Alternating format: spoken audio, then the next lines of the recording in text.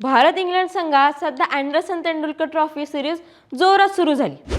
अगदी या सिरीजच्या नावापासून वाद सुरू आहेत. तसं नावात काय आहे असं म्हणतात. पण तुम्हाला माहिती आहे का, भारताची सर्वात फेमस असलेली रणजी ट्रॉफी स्पर्धा एका इंग्लंडकडून खेळलेल्या दिग्गज खेळाडूच्या नावाने ओळखली जाते. होय, हे खरं आहे.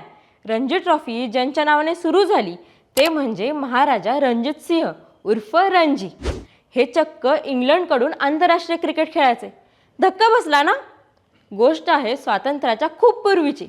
रणजित सिंह हे नवानगर संस्थानाचे जामसाहेब होते. शिक्षण घेण्यासाठी ते इंग्लंडच्या केम्ब्रिज विद्यापीठात गेले आणि त्यांना क्रिकेटची आवड लागली. रणजित सिंह हे आक्रमक फलंदाज.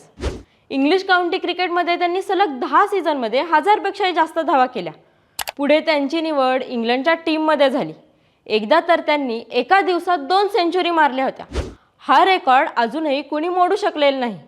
असं म्हणतात की लेग ग्लान्स हा शॉटही त्यांनी शोधला. इंटरनॅशनल लेवलला खेळणारे ते पहिले भारतीय ठरले. दुर्दैवानं त्यांना टीम इंडियाकडून कधी खेळता आलं नाही.